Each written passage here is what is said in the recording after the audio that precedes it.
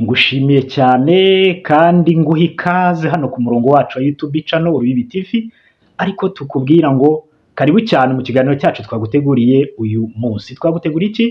Twaguteguriye amagambo atatu akomeye abantu benshi bakunda kwitiranya mu buzima rusanzwe, ariko kandi uyu munsi tugiye kuyasobanura, ari nayo mpamvu twishimiye kubana nawe mu kiganiro twaguteguriye. Ayo magambo rero ni ayahe? Ni amagambo atatu ariyo ubwenge, ubumenyi ndetse n'ubucakura. Ariya ni amagambo atatu akomeye. Ngiye gutegura iki kiganiro ndi Shaddy Nshuti, iyi ni Urubibi TV, nguhaye ikaze. Ntabwo dutinda. Ubwenge ni iki?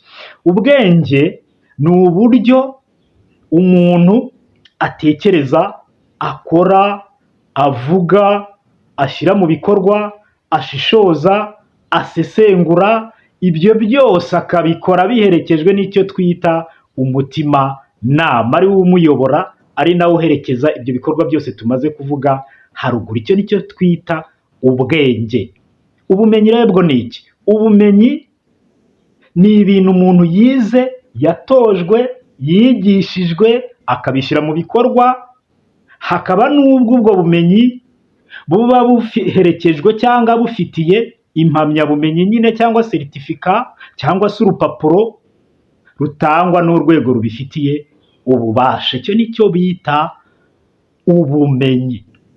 Ubucakura rero bwo ni iki? Ubucakura ni uburyo umuntu ategura kubeshya abantu, akabikora bikagerwaho, kandi abo bantu cyangwa uwo muntu yabeshye ntibarabukwe. Icyo nicyo bita ubucakura. Ayo ni amagambo atatu atandukanye, numva tuyumvisha. Hari ubwo rero usanga umuntu afite ubumenyi ariko ubwenge busa nka ntabwo. Urugero, umuntu ashobora kuba afite impamyabumenyi yo mu rwego rw'ikirenga, ariko ibintu akora nta bwenge bubirimo.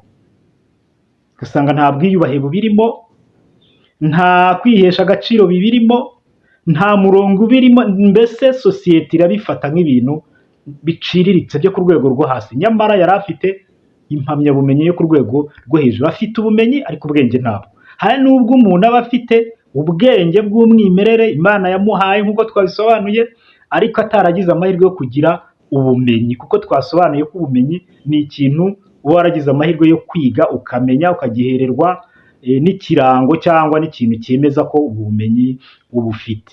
Naho hari n'ubwo kandi usanga umuntu afite ubucakura, yewe adafite n'ubumenyi, adafite n'ubwenge, ugasanga afite ubucakura nk'uko twabusobanuye kare. Nguko rero uko amagambo atatu abantu bitiranya tuyasobanuye, ni uko asobanura. Tubashimiye ko mwadukurikiranye. Njye ndi Shaddy Nshuti, iyi ni Urubibi TV. Tubashimiye. Hanyuma niba utarakanda subscribe, reka tukurarikire kuyikanda, hanyuma ukande like ndetse na share kugira ngo iki kiganiro kigere ku bantu benshi. Turagushimiye. Imana ibahe umugisha. Ciao ciao.